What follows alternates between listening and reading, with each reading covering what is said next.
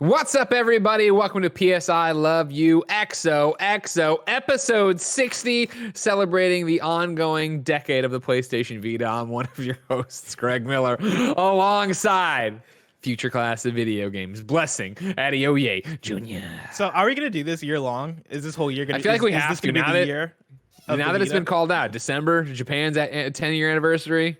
February, America's 10-year anniversary. We start right now. We're in it. You know what I mean? I'm down for it. Yeah. Does that mean we're gonna do a March Madness Vita bracket where you rank all the best Vita games? I mean, we have to do that at some point. I don't know if Yeah. does it have to How be can in you March? do a March Madness with one game? Barrett, mute yourself. How do we yourself, mute Barrett? Can I mute Barrett? Do I have that response? No, we don't have the ability to do that. There's more than one. They got Persona Freedom 4 Wars. Golden. There's Freedom Wars. There's Luminous. Severed. There's a bunch of Severed. indies. Yeah. Super Meat Boy. Yeah. Rogue Legacy. The list goes on. You know what I mean? Don't worry about it. A bunch of visual novels. Barrett, just because you were 5 years old when the Vita came out, didn't mean people like me weren't playing it, enjoying it, having a great time out there. Greg, did you see some very exciting news that there's a Vita game coming up that's coming out? Scourgebringer. Vita lives. Yeah, I've already Vita requested Island. the code. I got so excited when I saw it was coming to Vita because that's the game that Andy Cortez has been talking about. That's the game that was on Game Pass, probably still is on Game Pass. And I've been thinking about playing it because Andy had such nice things to say about it. And as soon as I saw the Vita announcement, I was like, yes, this is how I'm playing this game because it's awesome to have another Vita game to kind of play on my bed, just hanging out. To remember, you know what I mean? It feels good just to hold the Vita sometimes, to remember what it was all about. You know, I've been playing so much with that backbone controller, like Barrett over there, doing remote play on PlayStation 5. Yeah, baby. It's like I remember when I used to do this rather with an inferior control scheme with the Vita. But god dang it, we liked it. It was the future. I remember playing Black Flag up in Seattle with my PlayStation back in San Francisco. It was garbage, but it worked. It was there. I had such a fun time playing Persona 5 the first time on the Vita. I probably played the first 15-ish hours of Persona 5 before I gave up because I could never get the reliable connection going. It would only connect half the time to my PS4. You get that little triangle and then the dot. That's all. Yeah, and like half the time you'd be like, no, we can't do this. And I'm like, why? And it's just like, no, we just can't. But when I would get that connected, Persona 5 was actually a really good game to play via remote play because it reminded me of playing Persona 4 Golden back in the day, but then also there's not that much going on in the game action-wise to where I need that it's perfect for split-second reaction time. Turn-based, like it's great for that. Like with I've been replaying Persona 5 Royal for stream, and then I've decided that like whenever I get to the grindy parts where I need to spend a lot of time in mementos, like I'm just gonna plug in my phone into the backbone, start it up, and just like fucking chill out and. What you gonna put on that TV? You gonna put My Hero on? You gonna put some Star Wars on? What are you gonna play on that TV right now? On the TV, I mean, My Hero comes back later this month. Greg, you should. This is the perfect time to get caught up, Greg. After that 2 episodes that you watched. Drunk, you and me drunk. Don't say I tried it. Don't say I never tried, everybody. I tried to get this motherfucker into My Hero. I liked it fine. Yeah. And then, we've been watching Star Wars. I want to use the TV more, but it's nice to just be able to chill in bed too. Is Backbone coming to Android? Should I anticipate that? Yeah, it's coming to Android. They've said it's coming to Android. I want that. Yeah. I mean, you could also just get an iPhone, be like the good folks. Get the blue text messages from us, you know? Yeah, exactly. I just got the iPhone 12 blessing. It's great.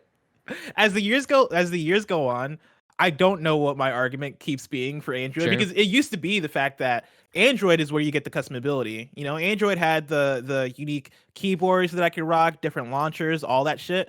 And as the years have gone on, like I know on iPhone you can get you can download new keyboards and all that shit. And I don't know, you probably can't do new launchers. Maybe you can if you jailbreak it or whatever. But it's become I've had less and less enticing reasons for me to be the person who's like Android is the superior platform. Android is where it's at. The only reason I'm sticking with Android is just because that's what I've had for the last decade. We were speaking about Persona 5, and the one thing that I'm sorry, 1 second, Barry. This is like me being a reformed Sega kid. All right, you don't have to do this. Just because you were an Android kid doesn't mean you have to continue being an Android kid. Here's the thing: I've had zero issues with having an Android. I love my Android phone, my Samsung Galaxy 7 or 10. I forget which one it is. What's up, Greg? I'm sorry, you said you had zero issues, but correct me if I'm wrong, you can't use the backbone controller, which seems like an issue. I have one issue. I can't use the backbone. I also have the issue of whenever I text somebody for the first time and they're like, oh, green bubble. And I'm like, listen. Gross. I love the platform that is Android. The only thing that ruins Android are people with iPhones. If the iPhone didn't exist, Android would be the perfect platform. It's Apple doing shit to turn their users into fucking cultists and like create this culture of groupthink around Apple to make everybody think that whoever doesn't have Apple is inferior, when really it's the case of so many people have Apple and those devices play so well together that it alienates everybody else, and that's the issue I have with my Android. But the Android phone by itself, amazing. It's impeccable. I love it. Yeah, I remember saying this right about Sonic. He's but impeccable. Sonic is awesome. He's impeccable. You know what I mean? Sonic is Beats impeccable. the He shit runs out so of Mario. fast. The problem is the cult of Nintendo. All right, get out of here. Just join us. All right. Am I wrong? Not only Am that, I you wrong? Am I wrong, bro? Not only that, you piss off Kevin, which would be great if you came to our side. Oh, that is a really good Just argument. for the lulls and the yucks, you know what I mean? Exactly. That is a really good argument. While we're here, though, I want to give a shout out because if you're watching the video version, you probably noticed that I have some new posters on my wall. Real quick, I want to give a shout out to the person who did the art for the. I say posters. Prints, I think is the better term for it. Yeah, they're prints. You showed them on your Instagram. Yeah, I did show them on my Instagram, instagram.com/blessingjr. I don't know if that's how you pimp Instagram is. No, you nailed it. You nailed it. Yeah. Boom, there you go. So the person who did the art for the prints is somebody named Azlars on Instagram, AZLAARS. I sent the link to Barrett to their Instagram if Barrett wants to bring it up. Basically, they do a bunch of different art, and the art I have on my wall specifically is some PlayStation art, and it's awesome because if you go to their profile, they basically have probably like, I don't know, probably 9 to 12 different PlayStation arts. I think Barrett's probably coming up on them in a second. Yeah, they're here. And they've themed the PlayStation art to be the different buttons on the PlayStation controller. And so you have the Spider-Man or the regular Spider-Man, Marvel Spider-Man art that he has here that is under the X. And that's one of the ones I have on my wall. That's the third one that I have displayed from the left side. Then you have this Detroit Become Human one, which also has the PlayStation X to it. You have the Ghost of Tsushima one, which also has the PlayStation X to it. But as you go through, he has a God of War one, which is the O button. And a bunch of different art like this, right? The Bloodborne one, which I have. I'm sorry. What is this button? up? Just let him go. Just let him go. What is this? Wait, what did I say? Oh, circle? Oh, whatever. yeah. I say O. People already get upset between the X and the cross. We can't just start doing O and circle, all right? Are we gonna act like O is an inappropriate way to describe this shape? It's an O. Am I wrong? I just want to really quick. I just want to point out Jossie G in the chat, who put in quotes: "If Disney didn't exist, Hanna-Barbera would be the best animation studio," which is a great people with your next gen podcast. Great oh my callback. God. What a great episode. I feel so good about that episode too, because on the episode itself, we talked about how that podcast is just Twitter drafts the show, where not enough people are going to listen to that show to make our hot takes matter as much, and so we get to go off. So if you want that uncensored kind of funny content, kind of funny next gen podcast. But yeah, no, Azlars has a lot of amazing art here, and I wanted to shout them out because that's the art that's displaying on my wall. If you want to buy it, you can go over to Azlar store and do that. If you also want to do me a favor while you're on Instagram.com/blessingjr, 15 weeks ago, he put up these shoes for Fuser, and there's just 9 comments on that. I didn't want to do it on the Game Wars. Go into that post and just comment, "Get an iPhone." Because I just did it. Oh, and God, there you go. no. And now if we can start, we start it, yeah, that's the one. But he has. I mean, while you're there, drop a follow also. I don't have that many Instagram followers. He hasn't been posting that much during the pandemic. So Blessing's second post. I've never posted on Instagram, period. I post once every few months on Instagram. Yeah, this is where we're going to do it. Lulu pictures at this point once every 4 weeks. If you didn't know, ladies and gentlemen, this is PS Love You XOXO. Each and every week, Blessing and I come together to nerd out about all things PlayStation. If you like that, you can head over to patreon.com/kindafunnygames, where, of course, you can be part of the show. You can give us your questions, your comments, your concerns, everything under the PlayStation sun. Then, of course, you can get the show ad-free, and you can be a Patreon producer, and you can get the post show we do each and every week on patreon.com/kindafunnygames. You can even be watching live as we record the show right now, just like Ryan is, Demetrius is, Torbanok is. Of course, Torbanok here in the chat says he just got laid off. So all the love to you, Torbanok. Remember, ladies and gentlemen, if you have no bucks toss our way on Patreon, it's no big deal. You can go to youtube.com/kindafunnygames, roosterteeth.com, and podcast services around the globe each and every week to get a brand spanking new episode for you. Some housekeeping for you. The latest episode of The Blessing Show is live right now on YouTube. Blessing interviews the creator of Manifold Garden, breaks down what's up with puzzles, games, and puzzle games. What was that like? Obviously we love the Blessing Show here. Your video essay show funded by Patreon. One of the things we're doing, like a pilot season of or whatever, every other Thursday, youtube.com/kindoffunnygames, only on youtube.com/kindoffunnygames. I've liked this one, Bless, because it was you stretching, I think, what the show can be. Right now, the format has been you talking straight to the camera, right? And going through something you've written. Whereas this was you actually talking to a game creator. Is that something you want to keep exploring? Yeah, no, that's the thing that I really like about this episode in particular, because I forget who pointed out, but somebody pointed out last week that this one is actually an essay. Whereas, I've kind of bounced back and forth between the Blessing Show being video features versus video essays, where video features I feel like are more so here's an op-ed, or here's just a quick wrap up of a certain topic in video games, and not necessarily breaking anything, or not necessarily analyzing or doing any sort of deep dives. It's more so hey, here's me talking about Star Wars in video games. Here's me talking about Hitman and IO Interactive and why they're going to make a great 007 game. This one in particular is actually me talking to a developer, a creator of Manifold Garden, which is one of my favorite puzzle games of the last year. One of my favorite games of the last year. Getting to talk to him and actually kind of have the back and forth and explore what are the elements of a puzzle game that are going to make for a great video game. And yeah, I think that one definitely stretches what the show can be. I'm very excited to kind of continue to do that, because I do want to interview more, because I think it adds it adds great perspective, but then also it gets kind of stretched that muscle for me. And the interview, honestly, with William Cheer, who is the developer of Manifold Garden, that video, that interview is going to go up in full later this week. Yeah, on Thursday, because the interview was so good. It was like a 30-minute long interview. And like I helped record that, and the way we had to like weirdly record it is like on my side I was just filming William's stuff, so I had to mute Blessing, so I could only hear William's responses. Like I didn't even hear like what Blessing was asking him, and even just listening to William, I was like, this is really cool shit that is being discussed here, and I'm only hearing half of the conversation. So I'm really excited that the entire thing is being posted. Yeah, and I highly recommend go play. The interview is gonna be more focused on Manifold Garden, and it was one of those ones where we didn't even realize that we are gonna upload the whole thing. The conversation was just so good that afterwards, me and Bear were just like, yeah, that whole thing has to go up. And so definitely check that one out. I recommend checking out Manifold Garden. You don't even have to beat it; just play it, just so you have an idea what it is, and then go listen to that thing, because it is. I am very excited for people to get to dig into that and listen to it. You finished Maquette, right? We're gonna talk about that later. Yes. Good. I have questions related Manifold Garden to Maquette about it, but I'll save it for that. For right now, I'll tell you to be like our Patreon producers at DeNanobiologist, a.k.a. Mick Abramson, Tyler Ross, Joy, a.k.a. Joseph O. Youssef, Trent Barry, Mizuki, Man Bear Paradox, Julian the Gluten-Free Gamer, Alex J. Sandoval, Sancho West Gaming, James Hastings, Elliot, Casey Kern. Also, be like Hey Ray Plays, who went to Instagram.com/Blessing Jr. and said, get an iPhone on the shoe photo, the second shoe photo. The first shoe photo is second post, not the future class one. We're sponsored today by Every Plate and Honey, but I'll tell you about that later. For now, let's start with the topic of the show.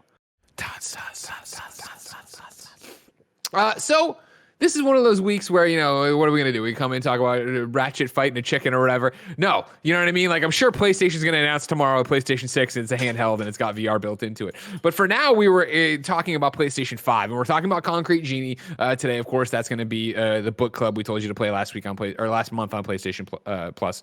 We're going to talk about that. We're going to go through the questions. We're going to do this stuff. But we had an interesting thought starter here. So the topic of the show is this: Blessing Adeoye Jr. How will history remember the first year of PlayStation 5? To begin, we will start with Marty Primit, who wrote into patreon.com/kindoffunnygames and says, hey guys, I was wondering, are you guys playing a lot of PlayStation 5 games on your PlayStation 5?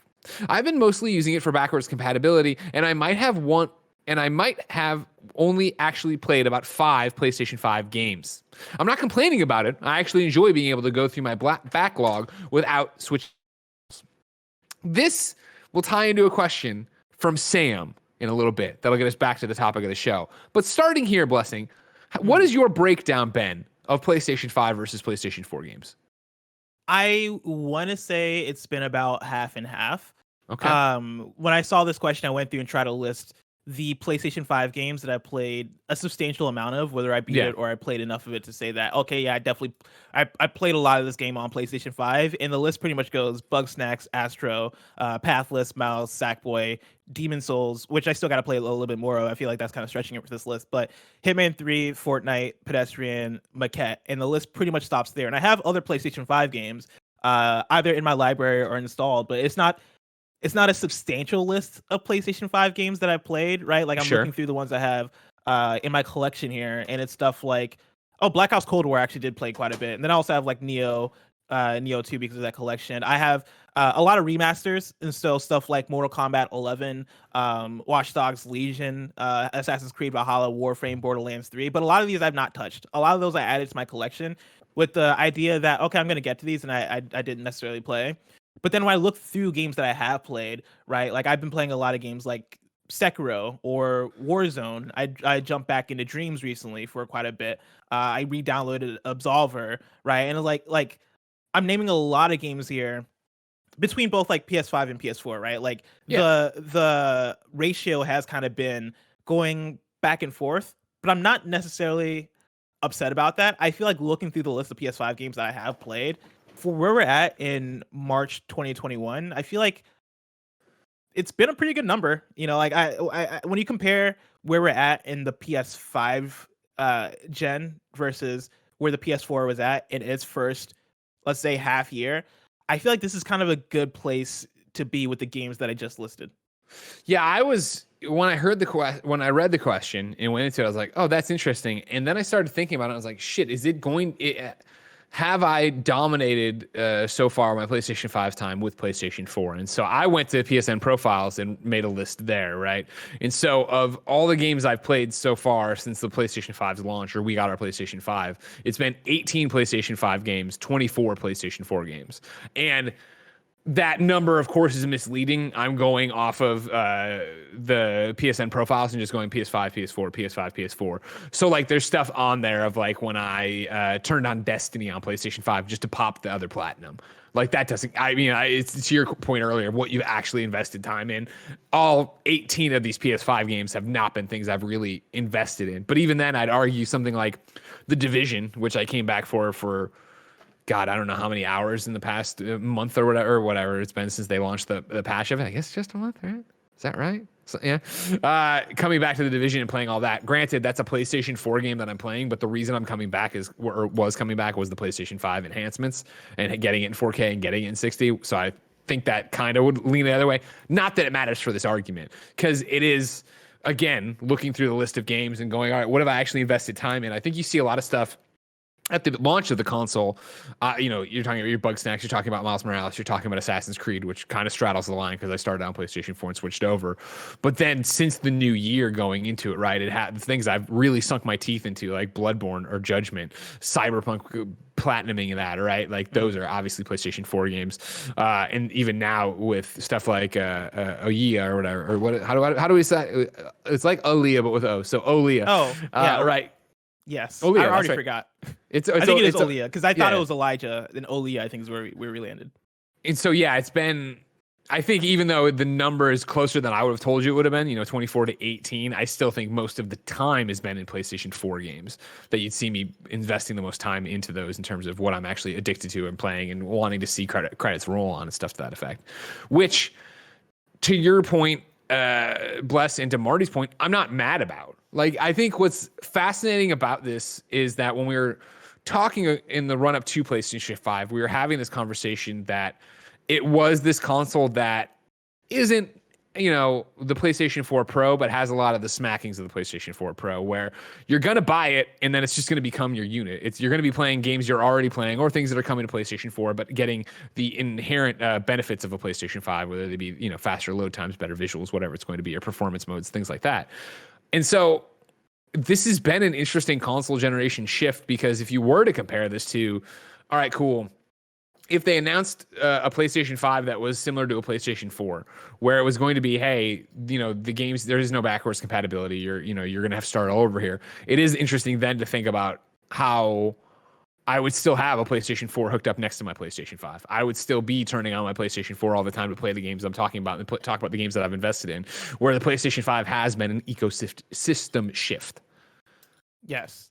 I think when I look at where we're at with the PlayStation 5 in terms of games, I think I'm okay with where it's at, mainly because one, there's not that many PlayStation 5s out there, right? I think the last time we checked up on it, we were at 4.5 million PlayStation 5s sold, and we're still at a place where over 100 million people have PlayStation 4s, right? And so like that transition from last gen to this gen is going to happen slowly. It's going to be a slow burn, I think, even compared to generations past, because of that, large gap in terms of numbers of people who have these consoles. But then also, right, like it takes time to get games on the new platform. It takes time to even motivate companies to want to put their games on a new platform. Because right now, the main reason, if you're a studio and you want to put a game on the PS5, the main reasons why you're doing that is, one, maybe you want to take advantage of the new hardware features. Maybe you want to put out a game that feels like it pushes the limits of what the console can do, or maybe you have a deal with PlayStation so that so that you can get that partnership going, so that PlayStation can sell more PS5s and you get paid in the back end, or however that goes. Or you want to be one of the studios to say that, hey, we have a game on the PlayStation 5. Like, I feel like those are the few reasons why you would want to have a PlayStation 5 game right now if you're a studio. And with that being the case, like, I understand why there wouldn't be as many. And even with that, when you look at the games that are coming to PlayStation 5, coming off of our PlayStation Plus conversation last week, especially, you're seeing a pretty steady flow of games coming through. Whether it be Maquette or whether it be Oddworld Soulstorm coming up, like it seems like monthly we're getting at least a few games that are coming to PS5 that are being promoted by PlayStation, right? You can even throw in Destruction All-Stars, and quality is like shifting, between all the games that I'm listing. But the games are there. And to go back to the original question of the topic of the show, right? How will history remember year one of the PlayStation 5? Like, I mean, if things pan out the way that PlayStation plans, or at least like in the way we see, right, with what's announced, if Ratchet hits, Horizon hits, God of War hits, Deathloop hits, it's gonna be the best year one of a PlayStation console. Well, here's an interesting question on that front then. Sam writes into patreon.com/kindoffunnygames and says, first, a quick story. I had a horrible nightmare last night where you guys announced PS I Love You was going to be wrapping up at the end of the year. It was incredibly upset. I woke up and started checking your Twitter feeds to make sure I didn't miss anything. Don't you dare ever do that to you. Don't worry, we're not going anywhere, right, Bless? I make no promises. I make no promises. You can never tell what's going to happen. Here's my question, Sam continues. Last year was widely regarded as a great year for PlayStation, with a few huge exclusives and a successful launch. Do you think people will be saying the same thing about this year? There are going to be tons of COVID delays and stuff, but I wonder if Sony is still going to be able to pull off a solid year. Blessing, back to you, as you were in the middle of answering this question before I got asked. Yeah, I mean, how do you define a solid year? Here's my thing. I think regardless of PlayStation 5, I would say, take it to the bank, you're guaranteed a solid year. Like, I think third-party stuff, the general crossover stuff, again, what I think is so interesting about this conversation, piggybacking off of, how many PlayStation 5 games have you really played on your PlayStation 5, is that I don't think there's as much oh man, I'm playing this PlayStation 4 game on my PlayStation 5. I don't feel like there's that mentality right now. I feel like there's this mentality of, in the same way Xbox talks about the Xbox ecosystem, if you have a PlayStation 5, you're suddenly talking about the PlayStation ecosystem. To the point when we review codes, or when we request codes now, I don't even bother saying if it's a PlayStation 4 or PlayStation 5. I just say, can I get a PlayStation code? Which is a very weird thing to say, because obviously some games are not on both, some games are, yada, yada. But it's the idea that it's just going to get me with a game I need to play on it no matter what. I'm going to get to I'm still in the same system. I'm still playing the same thing. I'm where it needs to be. And I feel like with that mentality of looking at it as a platform, you're getting two consoles worth of games. And like, yes, there's going to be games that are straddling the line doing both, but you're going to have these things on PlayStation 5 that are exclusive. Ratchet's coming, right? No matter what. Horizon, God of War, I don't know.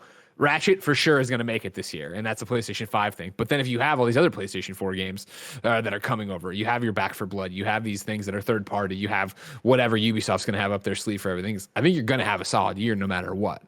Yes, that's my thing is, if we want to say there's a difference between a solid year and a banger year, right? Like that, I'm gonna say a banger year would be if God of War and Horizon, all that stuff did hit this year.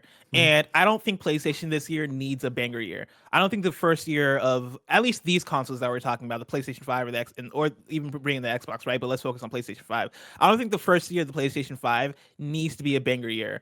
At least in first party, because when you look at the purpose of first party for PlayStation, right, the goal there is to sell consoles. You put out games like God of War, you put out games like Horizon, you do that stuff in order to sell people on consoles. Right now, there are no consoles to sell. They're not manufacturing these things at a rate where where people are able to show up at the store, right, and they're able to get them in people's hands. People are searching for consoles ravenously, and so whether or not PlayStation puts out God of War toward the end of this year, that's not really going to matter for console sales. If anything, them shifting God of War to next year is probably going to make for a more steady flow of first-party releases over the course of the next few years, to where I could see that panning out maybe even better for them.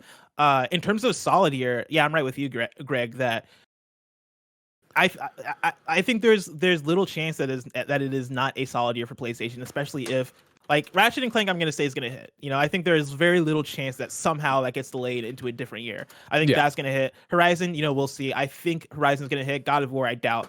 But say those games do hit, and then you also have third parties coming through with, you imagine I was going to say Assassin's Creed, maybe not Assassin's Creed this year, but your Call of Duties, your Far Cry's announced, your Far Cry games, your, whatever else you want to expect. Battlefield is planned for this year, right? Like, if that stuff comes through and, again, hits, it's going to be a solid year for PlayStation. And I think that's one that I think we'll all be able to hold hands on and be like, cool, 2021 was that first year of PlayStation where everything's pretty much fine, and that built into probably stronger years down the road.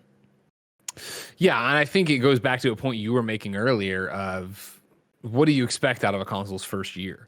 And traditionally, you don't expect much. I think the fact that PlayStation 5 is able to lean on this PlayStation 4 library, whether it be old games, new games, PlayStation Plus collection, whatever you want to put in there, means that this year will be better for PlayStation 5 than it would have if it wasn't.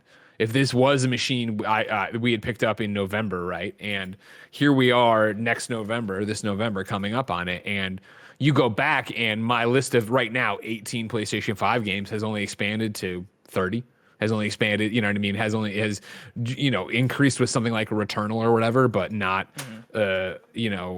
more things that are actually being made for it. You stumbled on it earlier of like, this is a sales thing, right? Where there are these publishers and developers who want to get their games to the most people. So of course they're putting them on a PlayStation 4 because guess what? It'll play on your PlayStation 5. Like there's been a lot of, simplicity added to the equation here, and I think that only benefits us, and I think it only benefits what people think of PlayStation 5 when they look back. The fact that PlayStation 5 is still in such demand and still is, like you always joke about it, but I see it too now that I've been using TikTok more. People making TikToks and memes about the PlayStation 5. Like in reality, what are you missing out on by not having a PlayStation 5 right now? Again, better loads, prettier games, Miles Morales, things like that, but it's not a life changer getting the PlayStation 5, right? It's that PlayStation 4 Pro conversation we had earlier. Like it's just a higher end system that does what you already want it to do. It does what you're already using the PlayStation 4 better. It's making your experience in the PlayStation ecosystem better. And I think at the end of the year when we look back, they'll be obviously hard hitting. Like where's this game? Where's that thing? When this conversation again of how many true PlayStation 5 games do we play this year? If the number isn't bigger, you do have that. Well, like it didn't have that much, but I still think the ease of use, the quality of life, the simplicity they've added to it will speak loudly. Yeah, I think the easy comparison to make of the opposite situation would be Nintendo, especially with the Switch, where you look at that Switch's first year was a banger year, right? Like you launched with Legend of Zelda Breath of the Wild, you have Splatoon 2, you have Mario Odyssey, you have a bunch, you have Xenoblade Chronicles 2, a bunch of games that people are looking forward to, right? And like that was probably one of Nintendo's hottest years of all times in terms of the games that are coming to that system, and that was a launch year. That was also coming off of a console of theirs that only sold 13 million, right? Nintendo was in a place where they're ready to bring in a whole new audience into the Switch, right? They're ready to make that jump wholeheartedly. Whereas PlayStation is just not in that same situation. Like again, it's over 100 million PS4s versus what is probably now around 5 million PS5s out in the wild. It's definitely going to be a slow burn with that. And with that being the case, yeah, I definitely understand why this year wouldn't end up being the banger year that maybe we either would expect, especially with the God of War and all that stuff being announced. But again, like, I think it's fine for the reasons you also said, right? Of like, what are you looking forward to out of your next gen? Like, what is the reason to pick up PS5? You got 4K, you got all that stuff, but that's stuff that you can wait on, right? Like, it's still going to be a few years till we get games that are truly taking advantage of it. Yeah, like taking advantage of the PS5. And yeah, I think, you talk about you said very interestingly that, the Switch had to come out and find a brand new audience. It had to bring people to Nintendo in a way it didn't. PlayStation, I know you'd always say this, but PlayStation's MO with PlayStation 5, and I think even right now, if you stop and think about what you use your PlayStation 5 for, what you see when you turn it on, how it all works, this is the most I've seen in, let me think. This seems like the most seamless example of let's keep the momentum. Right? It isn't a hard stop. And I mean, everybody would say if you're number one in the generation before, let's keep the momentum. But in previous generations of get a new box and have to buy all new games and have to, your old shit doesn't carry over, or it does, but it's more expensive and yada, yada, yada. PlayStation and PlayStation 5 have seemed to be as seamless as possible. And let's keep the momentum. The reason people are so crazed about the PlayStation 5 is that it's a better version of what they already have and what they already love. And the fact that you can make people that ravenous for it, right? I mean, like the Wii was sold out everywhere and crazy because it seemed like a brand new way of playing video games. It brought in this brand new audience. PlayStation 5 is sold out everywhere and in such high demand because people already have a PlayStation 4 and they think this looks awesome. That's crazy. Oh yeah, 1000%. Blessing. Great. We're doing dual topic. Before we move on, I have one more question for you. Please. Do you think by the end of the year, you will end up playing more PlayStation 5 games than PS4 games? No. Really? Yeah. Do you? I don't know. I don't think it'll probably be that steady half and half for me. See, if I would think it'd be different, but again, back to my keeping the momentum thing is that since the launch and that PlayStation 5 games in the front, it's been PlayStation 4 running away with it. When I actually did it by hand over there with a notepad. And, early on, I was like, oh my God, look at the PlayStation 5 is dominating PlayStation 4. And then it feels like we got to the new year, and that's where it was just like PlayStation 4, PlayStation 4, PlayStation 4, PlayStation 4. And I don't see that ending. I think you're going to continue to see PlayStation 4 be where games are dropping, and I'm getting into them, and I'm jumping in and playing them, even though I'll be playing on my PlayStation 5.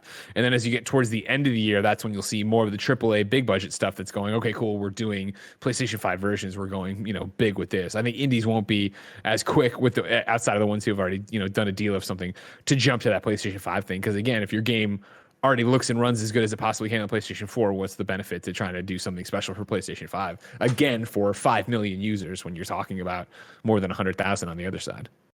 No, 100 million. I can see that.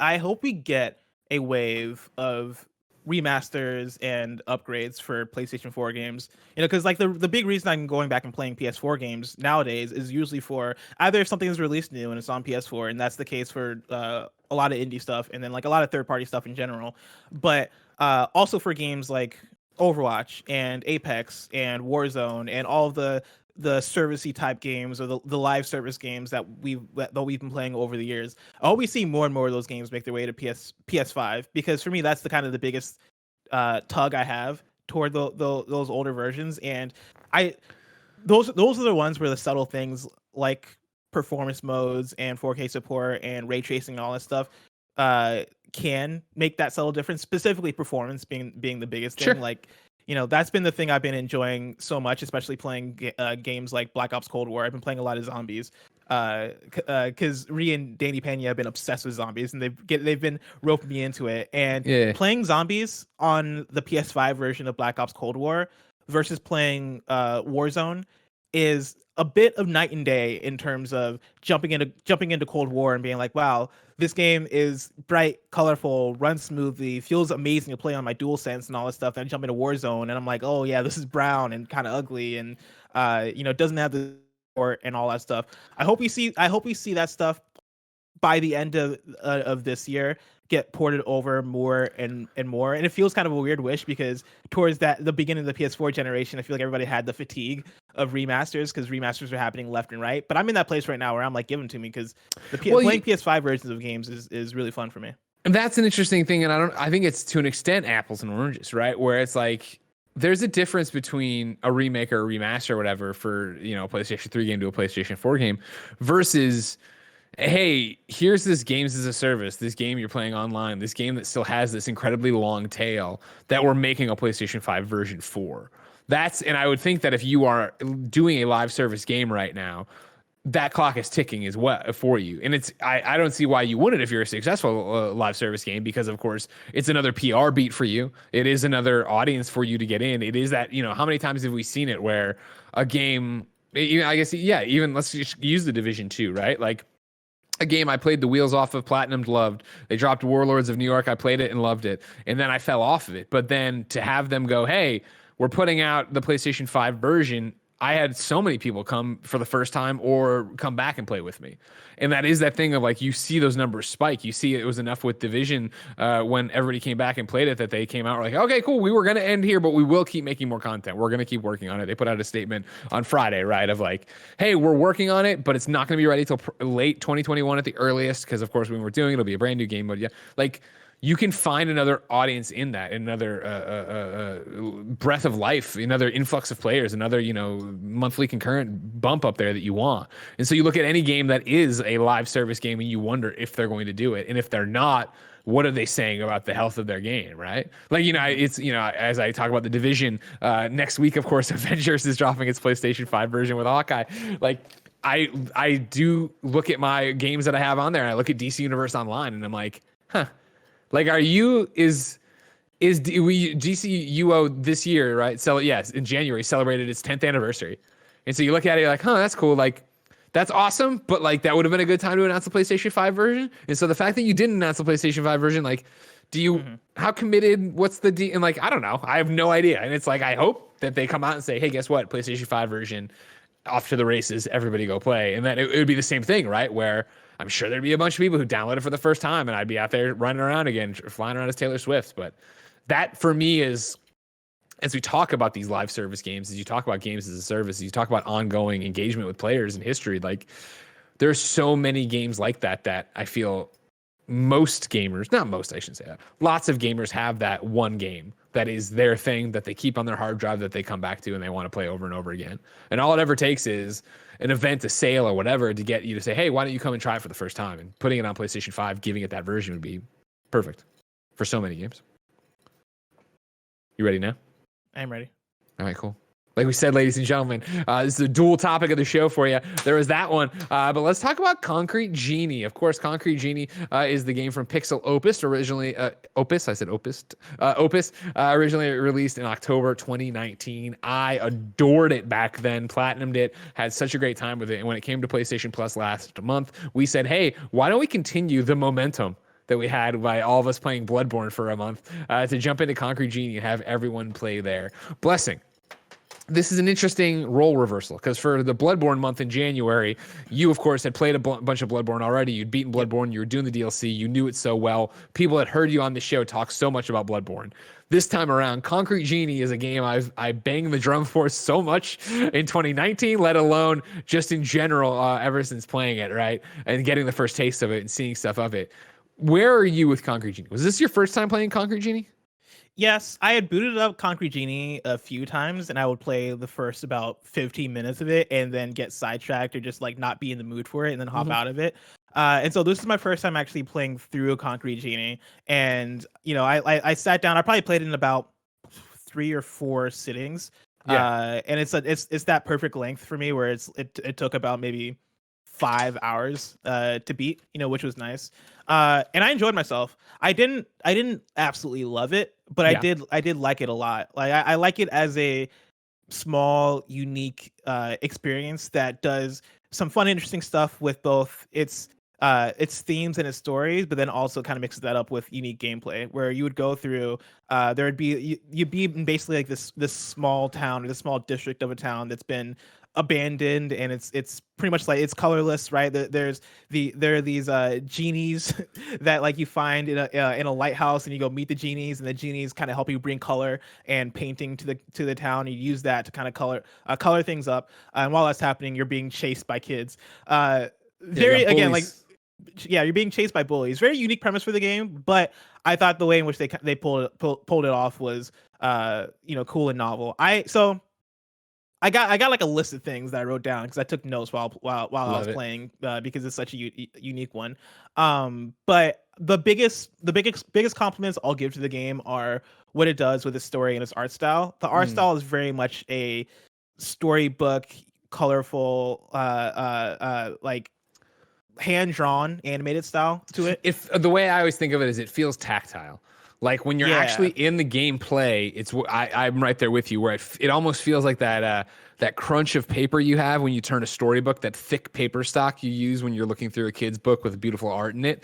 And then on top of that, the thing that always stood out to me is, having looked at it, been interested in it, thought it looked cool from gameplay perspective, the first cutscene I ever hit in Concrete Genie, when the face animates the way it animates, it was like, oh my gosh, like this is way better than I thought it would be.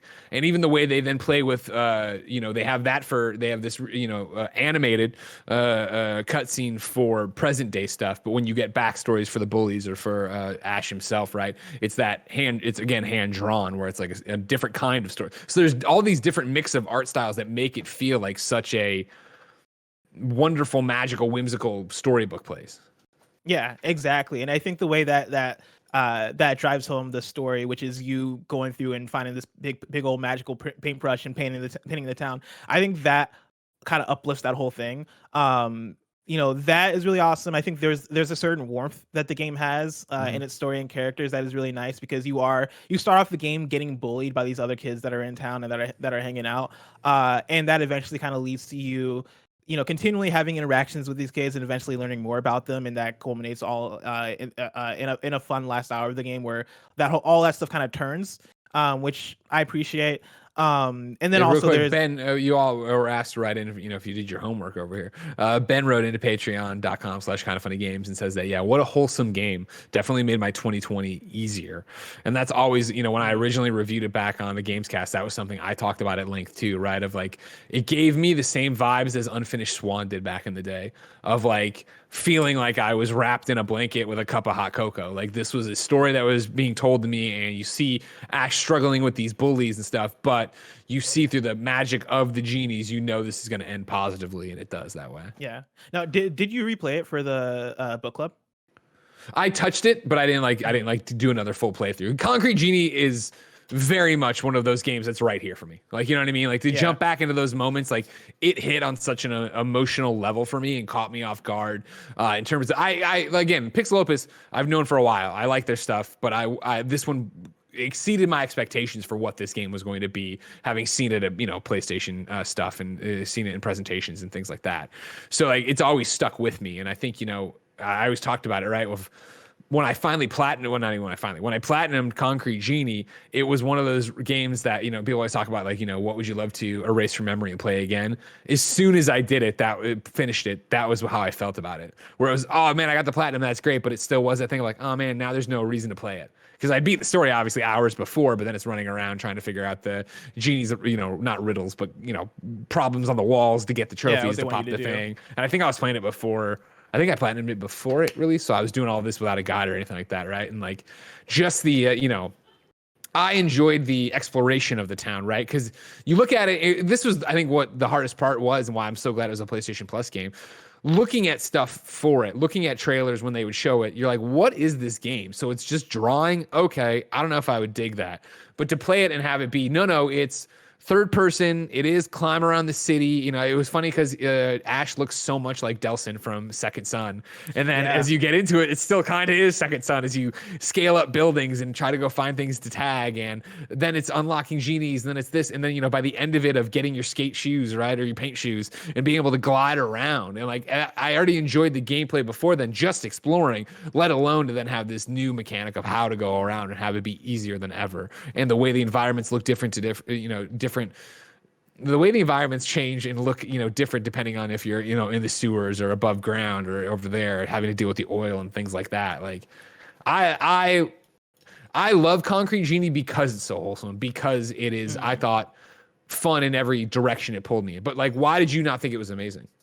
So I echo all of what you said in terms of like the warmth and how emotionally resonant it was and all that stuff. I think where the game for me started to break down was in terms of gameplay, where the first half of the game I felt pretty lost in terms of what the structure was and in terms of, you know, what am I supposed to do in this town, right? You basically go from section to section in the town, and your whole thing is you need to paint the walls with your magical paint stuff. When you're doing that, there are lights at the top of the walls that you're painting that light up, and once all those lights light up, that then marks completion. That was the thing that I felt was not communicated well in the game at all. And so for the first section, I was basically running around trying to figure out, all right, what am I doing wrong? You would have the genies that would be on the walls that would request certain things from you. And I would try to figure out how to get genies to either give me the super paint so I could paint over the parts of the walls that I wouldn't be able to paint before, or help me out by clicking a switch or whatever, but it wasn't always clear when I wanted the genie to hit the switch or not hit the switch. Sure. And so like a lot of that stuff I felt was like weirdly communicated. And then also when you open up the menu for when you open up your map, you know, that's supposed to tell you what the lights are that you've done, what the lights are that you haven't done, where certain things in the map are. And I felt like that the map UI was also just not clear. Once I understood it, that all that stuff switched, and that was probably halfway through the game where I was like, okay, I fully get this now. I understand when the lights are on, I understand when the lights are off, I understand what this means, I understand what that means. All that stuff took me a while to figure out, and I feel like they could have tutorialized that stuff a lot more. And that's where a lot of my frustration early on in the game came from. There are also quite a few stealth sections in the game where you are hiding from the kids that were bullying you. And for what we're talking about how warm the game is and how that stuff ends up culminating towards the end in this switch around that makes for this I think moments that are really, you know, emotionally resonant and well done from here's how we wrap this stuff up, the stuff up and add redemption to a lot of these characters. Toward the very beginning of the game, I was having a bad time with those bullies. I didn't like their attitude. I felt kind of taken down by them, and I know that's kind of the point of them being bullies, but that's not early fun. on. Right. Yeah, it definitely wasn't fun, and it especially wasn't fun in the stealth sections where I'd be having points where I'm like, cool, I just want to paint the wall. I just want to paint this one wall, and I have to figure out how to paint this wall because there's purple stuff here that's preventing me from painting it. I also got to figure out what this genie wants from me, so that'll hopefully open up me painting the wall. And every time I come over here, these kids come through and they bully me, and you realize that the thing you're supposed to do is lure them away. But even when I would do that, you know, sometimes I'd fail. Sometimes they just come right back and bully me again, and they'll take my brush and throw it away. And honestly, like that stuff made me feel real bad sometimes. Like there'd be points in the game where I'm like, man, fuck these guys, man. I wish there was combat so I can knock these dudes out. Like honestly, that's how I felt at certain times. And so that stuff kind of got in the way for me a bit. Sure. Dan Hansen wrote into patreon.com/kindoffunnygames just like you can. It says, so working my way through, but having to hide from the bullies gets me going with anxiety. I don't usually play games with an emphasis on stealth, so it's a bit of a turnoff. Yeah. And for me, it's definitely added to that same amount of anxiety. And I love stealth in games. Like I usually enjoy that stuff, but I think I enjoy it more when there's stealth plus options. And so like when you're playing a Metal Gear Solid or you're playing a Dishonored or a Hitman or whatever other stealth game, usually you're doing stealth so that you can hide while you're planning your next move, or you can plant something over here to lure somebody over there so that when they come back, they trip over this thing. Yeah, that's when I love stealth the most. And this game's stealth is pretty much like hey, hide from your bullies. Run and hide. Yeah. I didn't find that as fun. And thankfully, I think towards later on in the game, there comes sections where bullies become less of a problem, and those were the moments where I started enjoying the actual playing of the game a lot more. Yeah, one of the things that on the bully front before we get too far away, the Cakers man wrote into patreon.com/kindoffunnygames and says, I enjoyed my playthrough of Concrete Genie, but it ran into one of my least favorite story tropes. By being kind to bullies, they suddenly see the error in their bullying ways. As someone who was bullied relentlessly through middle school, stories that paint this pie in the sky narrative always leave me cold, as it is anything but believable for me. Not that I think a game about paintings coming to life needs to be believable, but it feels like the narrative of the game is, quote, if you just are nice to your bullies, they'll come around, end quote.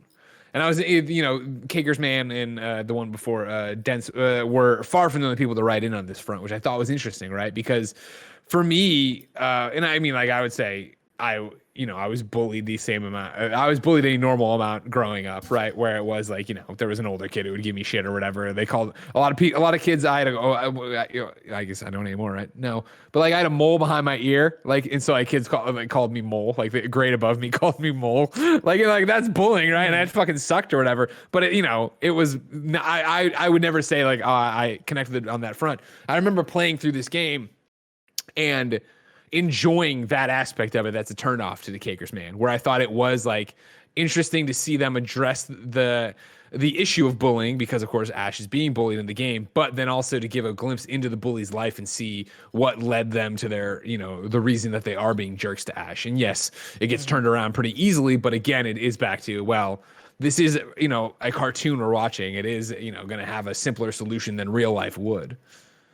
Yeah, I mean, I literally took a note on that exact thing, where towards the beginning of the game, I was like, okay, I can see where this is going, and I don't know if I like it, because it very much felt like hey, these bullies have a reason why they're bullying, and then towards the end, I'm probably going to forgive them. And literally the exact note I take here is, the game has heart. At first, I wasn't loving the story because the kids bullying felt really mean-spirited, and I felt the game was barreling towards their redemption by personalizing them and giving them tragic backstories. Predictably, this happened, but I didn't mind it as much because it was sold pretty well. My character didn't seem to explicitly forgive them, but did save them because he felt it was right. And that was the big thing for me, where if and I guess these are like slight spoilers for Concrete Genie, but Concrete Genie this was the book club. You were supposed to have played through this. I have no sympathy for you if it was when it was the book club. Also, like, it's Concrete Genie. You don't care much about spoilers for Concrete Genie if you're listening to this. Like, it's not a really spoilery kind of game. It's not that type of story. But yeah, towards the end of the game, I was expecting it to go where my character would just be like, hey, where the bullies would be like, I'm sorry, and my character would be like, it's okay, and we're all friends now. And it didn't necessarily end that way. Even when the bullies were like, hey, come hang out, my character was like, I'm gonna go paint some more. And there was never really any point where the main character that you're playing as explicitly was like, you're forgiven, all your sins are absolved, which is a thing that I liked, because I was expecting it to end in a happy place, and I appreciate that. Those bullies didn't really deserve that, I don't think. Yeah, and I liked that. It's exactly what you're saying. I remember playing through it and having it be that, yeah, it wasn't like we were cool, but it was like, okay, cool, like there's a joint thing here, and obviously I'm going to help you because you're a person. Jack Martin writes into patreon.com/kindoffunnygames and says, Concrete Genie took a while to hit for me. My artistic ability is terrible, and the motion controls bothered me so much that I switched to the right stick layout almost immediately. It wasn't until the backstories of the bullies were fleshed out that I became invested.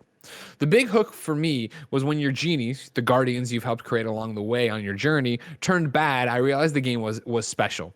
The script flips itself at that point, requiring you to team up with the bullies to save the genies and the other kids. I appreciate how nuanced the storytelling is. The bullies aren't bad, and this is in quotes, just because. They each suffer trauma in their own lives, causing them to lash out against Ash. Your creations, who once provided a sense of comfort, become sources of stress, and you need to work with your reformed bullies to save the day. Over time, as your abilities develop, the art creation aspect of Concrete Genie really begins to shine. The game doesn't always direct you on what to paint as it does where to do it, so the art direction is left to the player. I often find myself painting elaborate designs just for the fun of it. Overall, the surprising twists of the story and the relative agency of the player makes Concrete Genie a brilliant game. Also, it's got a nice trophy list. See, I had issues with some of the art stuff in the game, because I felt like there is so much guidance in terms of what to paint and limitation in terms of how you paint them, where basically the way it works, right, is you have a notebook with pages of different art things that you can paint. And so there'll be a page with a tree you can paint, stars, a neon sky, whatever else the thing is, right? And you can pick from one of those things to then put on the wall, and it's done through motion controls, and so you kind of have that freedom of range movement with your controller. With that being the case, I never really felt like I was truly making art. I felt like I was just taking stuff out of that notebook and just literally throwing it at the wall. And whether or not it was my original design or the Genie's requesting a certain thing, either way, I never really felt like I truly had that real expression.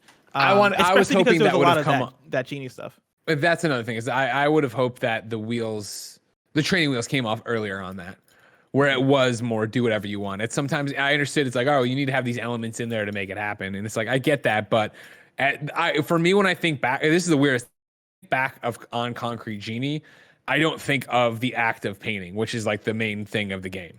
Like it's the main thing you're doing in Concrete Genie to advance the story, to solve the puzzles, or to get the Genie where you need to be. Like, I think of the Genies and how cool I thought they were cute, and I like making them. I think of the platforming and the traversal. I think of the story. I think of the art. But then the actual moment of like the actual painting, I'm like, oh yeah, well, it was always like I threw down some grass, and then I'd extend this thing and have the light and put stars up. But it was also that thing of once I found a visual style or a few elements I liked, I found myself doing that over and over again. So it's not like I was making, like you're talking about, masterpieces or doing from the ground up graffiti that felt like it was unique to me. Yeah, I feel like my paintings always ended up very chaotic, because it would be the thing of towards the end of a section, the Genies will request a whole bunch of shit, and I'm like, cool, I don't really care enough to make these stars that you're requesting fit perfectly with these trees that you're requesting, and so I'm just gonna throw all that stuff at the wall, and inevitably, I'm gonna get back past that section because I'm doing all the things that the Genies are asking for, and I never felt like I was doing anything truly unique. I feel like if I was to compare my game with other people's games, I bet they look pretty similar in terms of the art stuff that ends up resulting. But that wasn't a huge problem, because at the very least, right, like there's a free mode you can go into, and I'm sure I feel like the main game is more so of a, hey, here's how to use these tools, and if you want, you can go into free mode. Or is there a VR mode, or did I? There is a VR mode that I think is really, really well done, but it's like a one and done thing. You could go back and paint over and over and over again if you want, but in terms of what the story kind of is. Yeah. Okay. And then I feel like that stuff was more so like prep, so you can go into those modes and have fun painting stuff that you want to paint, which I find really cool. Two other things that I want to shout out is I feel like this game has a few of the same issues that The Last Guardian has when it comes to telling your Genie what to do and them just not listening. There'll be quite a few times where I try to summon a Genie to move a box or do the thing that I need to do, and they just wouldn't come. Yeah, I wouldn't be able to figure it. Yeah, I wouldn't be able to figure it out, and it wouldn't be until I started like spamming whatever button to call them over that they would finally come through. And so I didn't love that. And then the other thing, I forget what the other thing was. Maybe the other thing was the painting. And so makes sense. Yeah, like overall, like I did like I like the game quite a bit, just from this is a cool, unique thing. We don't get many games like this, and toward the end, I found myself quite touched by the story and the characters and all that stuff. But yeah, it wasn't I felt like there were quite a few things that I would have recommended be done differently, in terms of gameplay and all that stuff. But still, it's a game that I'd recommend, especially as a PS Plus game. Yeah, exactly. Dylan Knight comes in with an interesting question on this topic. Do you think these experiences, like Concrete Genie, are an important way to help strengthen and broaden the PlayStation library for a wider and more inclusive audience? I personally have loved my time with this game and enjoyed every moment in this world.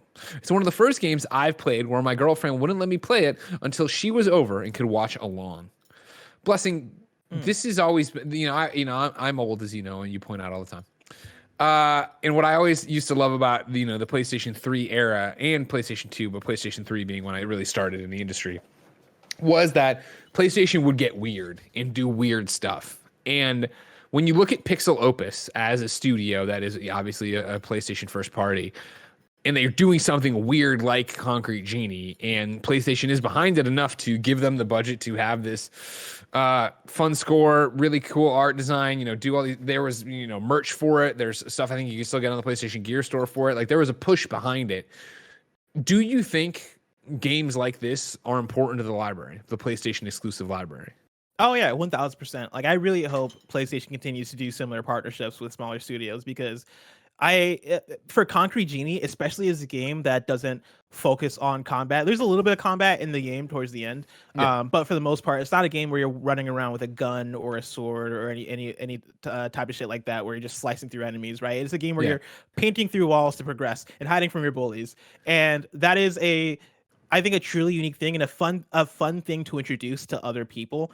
I think that can often be a big barrier when it comes to getting people into video games, or people feeling like they're comfortable in jumping into video games, because I'll talk to my sister about possibly getting my nephew an Xbox or whatever, and very much all the time, so she'll associate video games with like violence or combat or whatever the thing may be, because that's the shit that we get all the time, or that's the shit that we see all the time, and that's what goes mainstream. That's what's promoted during an NBA game. That's what the news is talking about. Yeah. Exactly. And being able to be like, hey, no, there's a PlayStation game called Concrete Genie, and it's him expressing himself and doing art and all that stuff. I think that can often be a more compelling case, and it's a nice refresher from I think the big first party titles. We talked about Japan Studio last week and how they're closing down, right, and how we associate them with the quirkier games, even though they've not been making games as much lately. And I think PlayStation first party can use a lot more of that, because I think that adds a lot more versatility and excitement to the platform. And whether it is partnering as a first party studio or just straight up, bringing games to PS Plus, like we talked about also, I think either of those things are good ways and to make the platform more vibrant and to create more different types of games for people to get into, because there's a lot of stuff you can do with games that aren't just the single player, third person action open world. Yeah. And that's the thing where, I do think it's important to, Dylan says strengthen and broaden the PlayStation library. It is this push and pull, because we talk about, Japan Studio last week and it closing down as we know it, and obviously reforming around Team Asobi, things going there. But it was the idea of like, how, they wanted to make Japanese games that could have a worldwide appeal, whereas PlayStation wanted them to make worldwide games from the top of like things that could really get behind. And you look at something like Concrete Genie and you do wonder, like, is this the Western version of something that would, be weird and come out of Japan, that we would consider weird coming out of Japan, right? That's not speaking to our market and going somewhere from there. And so I'm glad that this still exists. I'm glad Pixel Opus is part of Worldwide Studios, and that they're able to put things out like that. And, to some extent, it's the old thing we talk about all the time from Peter Moore at EA, right? Of like, Yarny's not going to make money, but FIFA makes enough money that we can make Yarny.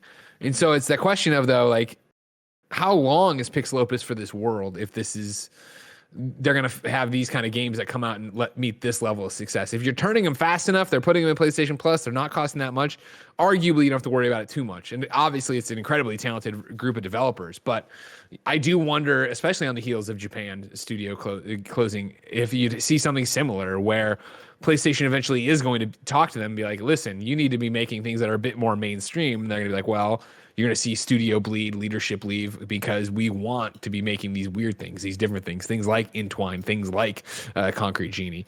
Because as you look at, the SIE Worldwide Studios now, right? Like, who isn't making AAA stuff, right? Like, so you got Ben Studios, Guerrilla Games, Insomniac Games, Japan Studio, which is obviously a different thing now, London Studio making its VR stuff, Malaysia Studio, Media Molecule making Dreams, Naughty Dog, obviously, Pixel Opus, we're talking about, Polyphony, San Diego, Santa Monica, Sucker, we're talking about people who are all on the same page making really great or really big AAA things.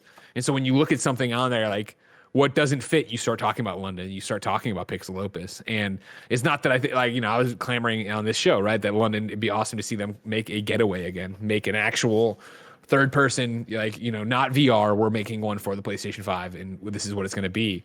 But then Pixel Opus, I do wonder about I don't know what Sony's levels of success they need to reach out for Pixel Opus to stick around and be part of the portfolio forever. Yeah, like I hope they look at PixelOpus and value them for being a smaller studio, right? And I hope that I don't know how much Concrete Genie ended up selling, but I hope it was enough to justify their existence. Because like obviously, if they're not making money off of PixelOpus, then I could see them easily being like, all right, we're either gonna shut you down or separate, from this first party. Like we're gonna separate you from Worldwide Studios. You can operate independently. But I think PixelOpus, as far as what they bring to the PlayStation ecosystem and Worldwide Studios, is nice to have. Like I think it is nice to have that. The weird game that they bring out occasionally, they can show off even if you want to show it off as a quote unquote EA original kind of thing, right? And be like, hey, we have God of War, we have Last of Us, but we also have Concrete Genie too. Like I think that's a fun thing. But yeah, like I wonder how PlayStation looks at it, because if I was PlayStation, I could easily see myself being like, well, we got all these other studios. Like it takes work. It's literally have studio open. Yeah, here's my prediction. In 5 years, PixelOpus will either be working on something big in AAA that they're promoting like a big deal. Like they're, and I don't mean like AAA is an established property. I mean that something that's getting full-blown attention from everybody is a huge thing, or they will no longer be a first-party studio, and a lot of them will be making games with Annapurna. Like I think that's the two directions you go on that one. I think there's a third direction, which is you put them on VR, because I think VR is the lane where you don't have to be doing that, right? You don't have to be making the big first party juggernaut. You can be making something that is Concrete Genie sized that justifies your existence for PlayStation Worldwide. Right. And it's, again, what London Studio has been doing, right? And exactly. What, PlayStation talks about all the time when they talk about their studios is that they want them to do things that they're passionate about, because then the passion shines through in the games. And so, yeah, VR is actually a really interesting take, especially because Concrete Genie does have a really good VR mode. And what would you want to do with that in a creative space? And I wouldn't be surprised to see them be given as much leeway as they want to make a VR experience that is more artsy fartsy and is, doing something different in VR that could be something that they want for PlayStation VR, and especially for PlayStation VR too. Very interesting. We got a lot to talk about with VR in a second, Greg. But first, let me tell you about our sponsors. This episode of PSI Love You XOXO is brought to you by EveryPlate. Experience full plates and fuller wallets with America's Best Value Meal Kit. Get meals you'll enjoy and your bank account will love, delivered right to your door, contact-free. Think of it this way. One meal from EveryPlate is the same price as 1 cup of coffee. EveryPlate dinners are the less expensive and more fulfilling alternative to delivery or takeout. More bang for your buck. Getting dinner on the table used to be a challenge. Now let EveryPlate plan, shop, and deliver everything you need to cook delicious meals at a delightful price. Recipes come together in about 30 minutes, definitely faster than a trip to the grocery store and starting a meal from scratch. EveryPlate provides easy-to-follow recipe cards and pre-portioned ingredients, so you can spend less time prepping and cooking, and more time enjoying good food with family and loved ones. EveryPlate offers a changing menu of 14 recipes per week, featuring a range of flavors and ingredients, so you'll never get bored. EveryPlate makes it easy and affordable to cook healthy, delicious, hearty, family-pleasing meals. As you know, ladies and gentlemen, it's a pandemic and everybody needs to be cooking and trying something out and challenging themselves. That's why Blessing's been using EveryPlate. Tim set him up with it, and he's been making delicious burgers and pastas over there. Of course, it's super simple. It's super easy. It's something you should try out.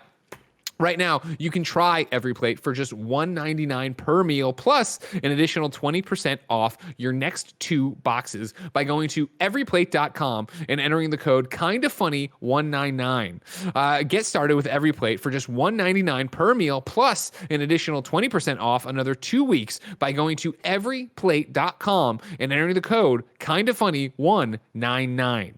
Our next sponsor is Honey. Of course, Honey is the thing I don't need to look at the ad for, even though I will, because they always have something in there I have to say. But you know that I use Honey all the time. What is Honey, you might add? No. Well, ask.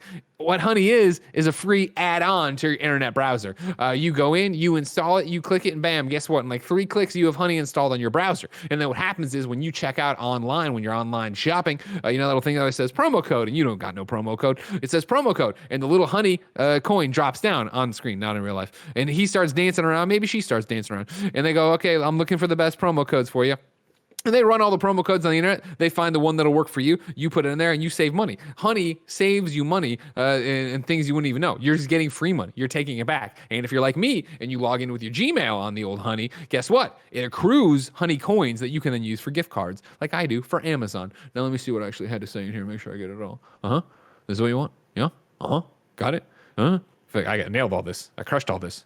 If you don't already have Honey, you could be straight up missing out on free savings. It's literally free and installs in a few seconds. It's more than 17 million members, over $2 billion in savings. And by getting it, you'll be doing yourself a solid and supporting this podcast. Get Honey for free at joinhoney.com/kinda. That's joinhoney.com/kinda. Remember, Honey works on any internet browser. It'll work on your phone too and all sorts of stuff. So go over there, get it, enjoy yourselves, do it. joinhoney.com/kinda. See, we only have 2 for the PlayStation updates, and they both feed into each other. The VR train continues. Last week, Sony announced 6 PlayStation VR games that are coming. They did this on the PlayStation blog. They announced Doom 3 VR, that's coming March 29th. After the Fall, that's coming in 2021. That's from Vertigo Games, the creators of the VR shooter Arizona Sunshine. They also announced I Expect You to Die 2. They announced Fracked, which is coming in summer, developed by In Dreams, the studio behind the kayak-based stealth shooter Phantom Covert Ops. They also announced... You remember that one? No, I do not remember that one. You were playing a lot. You were all over the place. I saw you in that canoe. Oh, yeah, dude. I love Phantom Covert Ops taking place in the kayak with stealth shooting. It was a fun game. Oh, did you actually play that one? Yeah, I played it at Judges Week 1 E3 because it was an Oculus deal, so they had it all set up there. Okay. I mean, it was never enough that I came back. I think it's on Quest 2, and I never bothered to, play it on my final quest. But yeah, I enjoyed what I played of it there. My final quest. We also got Song in the Smoke. That's coming in 2021. That is from the Galaxy developers, 17-bit. And then finally, they announced Zenith, which is coming in 2021, and that's an anime-influenced, massively multiplayer role-playing game. And so yeah, like we got, we just coming off a conversation about an expansive library for PlayStation VR. Like we're getting more stuff, and I'm excited about the VR future, even though it doesn't seem like it's going to be ever like VR doesn't seem like that thing that's ever going to hit the heights of 30 million sold, right? Like I don't see that being in the cards for VR, at least anytime in the future. But the steady stream of software we're getting for it seems somewhat exciting, even though I'm never going to play this MMO RPG, Zenith. Oh, maybe we'll see. This is exactly what we were talking about 2 weeks ago now, right? Where it was like, when's the last time you plugged it in? Oh yeah, there's nothing going on. And then the next week they announced PlayStation VR 2, and it was like, okay, cool. And then that time since our last show, they've been like, hey, here are a whole bunch of PlayStation VR games that are coming. But that's awesome. That's cool. I'm glad PlayStation VR is being supported still. I look at this and none of these make me go, oh, I got to plug in my PlayStation VR. I got to break that thing out. I got to tear this up and go over there, right? Are any of them moving the needle for you? Not really. Like, I kind of want to check out what this Doom 3 VR is all about. But aside from that, like, none of these are really moving the needle in terms of me reconnecting my PlayStation VR. And I think part of that, too, is just the fact that I'm sure some, if not all, of these games are going to end up on Oculus Quest, and I just prefer to play them there. But even if not, like, I still don't know if I'd go through the trouble of connecting back my VR to play any of these. Astrobot 2, though, if you brought that through, immediately I'm booting that thing up immediately. Greg, let me tell you about some PlayStation picks. That's where we highlight a few of the cool looking games coming to PSN this week. We got a couple of big hitters, being the Crash Bandicoot 4, It's About Time. Woo! That's coming to PS5 Friday, March 12th. And then we also got Monster Energy Supercross, the official video game 4. That's coming to PS5 and PS4. Oh, I love Supercross, especially when it's sponsored by Monster Energy. That's the best kind. That's the extremist. Best kind. Yeah, no, I love it. No Red Bull in this house. That's coming in on Thursday, March 11th. I'm joking, Red Bull. I love Red Bull also. Send me some Red Bull. Please do send me some Red Bull. In terms of the actual picks themselves, I'm going to start off with Gensu Skydrift. That's coming to PS4 on Tuesday, March 9th. Race down courses set in the magical land of Gensokyo. Use the tag system to swap riders and board. Actually, let me read that again verbatim because they write it in a specific way. Use the tag system to swap rider and board. Lots of spell cards and last words. It's basically a Mario Kart looking game. I believe it's being worked on by folks who did work on Mario Kart. So there's that. Greg, are you excited to play this anime kart racing? No, I'm good. Game I was like, before it started, the trailer was going and it was black and white and it just had the portals in it. I was like, what are we getting? What is? And then now it's just this little girl riding another little girl as a skateboard. All right. Yeah, no, it's awesome. Your vehicles are basically other fairies, I guess. All right. God bless it. Go get it if you want it. I'm sure that appeals to some people that are watching this. We also got Journey of the Broken Circle that's coming to PS4 on Friday, March 12th. A fun and vibrant trip about life, love, fulfillment, and existentialism, where new powers come from new relationships. Meet fascinating characters on your quest to complete the Broken Circle. These partners bring their unique abilities to let you overcome new obstacles and keep discovering the world. They also bring their own personality to roll with. In this 4 to 5 hours adventure, full of ups and downs, but always playful and rewarding, the circle learns about itself and you along with it. I read that verbatim. I just want to let y'all know. This one looks a bit cool, right? Yeah, this looks real cool. I had never heard it. You had the title up. I was like, whatever. But then, watching over here, this actually looks really interesting. Yeah, it looks like Pac-Man, but then you put things in your mouth, and then here you are. You're a full circle, and all sorts of weird stuff's happening. Yeah. It has a cool, colorful, simplistic art style, which I appreciate. And apparently, it's a game about love, but you're playing as a circle, and so you're trying to become complete. I love it. I do understand. Yeah, you're trying to find that missing piece. Exactly. Yeah. Journey of the Broken Circle. I'm gonna check that out. Done. You did it, Blessing. You sold the copy. Hey man, that's what the segment is all about. PlayStation picks. Exactly. Letting you know the cool stuff that's out there, like Journey of a Full Circle or whatever it's called, and Gensokyo Drift. Oh yeah, don't forget about that one, of course. Gensu Skydrift. And then you know what? You just reminded me. Hold on, I'm gonna put this in here. Retro. You remember? I was all excited for that retro wrestling game that was coming out a few weeks ago, but then it didn't come out. They said they were getting. Really? It came out to. I'm talking about Retromania Wrestling. It came out to Steam, but it didn't come out to the consoles because it got caught up in cert, I guess. Looks like there's still no. Wow. I'm checking over here. There's still no date on it because I was stoked to try that out. But yeah, I'm looking here. Interesting. Looking here. No updates. The game's name was Cyberpunk. I'm sure it would have made it through cert. Real fine. What I mean? You know Game what I mean, right? The system's broken. That game's not back on PlayStation yet, is it? Cyberpunk 2077 is still not on PlayStation 4. That's crazy. I forgot about that. Somebody wrote into one of our shows and was like, yeah. Not when they say what were they saying? Like March maybe? Oh, that'll never. I mean, they can't even work. They probably still can't even work on the game right now, right? I mean, they were locked out of doing all their stuff. So yeah, I don't see that happening. And I'm watching just clips here of retro wrestling. It looks pretty good. You know what I mean? Like, come on. Are you watching the Mega Man rap version? No, just some Grand Pooh Bears either fighting a match or watching a match. What are you trying to do right now? You're trying to actually buy. I'm trying to see if they put up an update saying, "Hey, here we go." Here. No Speaking update of on Steam, when it's coming. I know there's a PlayStation podcast, but a couple days ago, I booted up this game called Loop Hero that people. Dude, everybody's talking about Loop Hero now. Yeah. Yeah, I booted it up. And basically, it's a roguelite where you don't control the character. You're basically adding on items and adding in upgrades and doing weird. What do they call it? Like idle stuff, right? It's basically an idle game that is a roguelite. And wait, what do you mean an idle game? Like like the clickers, like the cookie clicker, and yes, okay, stuff where you're basically adding in upgrades or all that shit in order to kind of build the process of upgrading and leveling up and all that stuff. It's basically that, but you're watching your knight character go through this cyclical map. And they loop back around again. I guess that's why they call it Loop Hero. They're going through this looping map and they're running into these random encounters and getting into fights, and they're carrying out the turn-based battles. But you're not a part of any of the actual navigation or the turn-based battles. Like you're only adding in upgrades and equipping your character with items and all that stuff. And the character does everything else by themselves. Very interesting game. Interesting. Yeah. How do you feel about that? Would I like it? Is it a great game? I mean, maybe. It's one of those ones where I could see anybody either jumping into this and being like, what the fuck? And then clicking off of it, or falling into it deeply. It depends on what you're trying to satisfy. Somebody on Twitter yesterday was like, it just burned the entire afternoon, where it was like, I'll try it out. And then, hours and hours go by and you're done with it. Yeah, I started playing it, and I kind of want to get back to it because I didn't play too much of it. I played it for an hour, and I was kind of just like, "This is weird," but I can see where it can get its hooks in, because it's basically that same thing of Cookie Clicker for me, where I played a lot of Cookie Clicker. I can't say it right. Cookie Clicker in the middle of class. Fan, you've never played Cookie Clicker.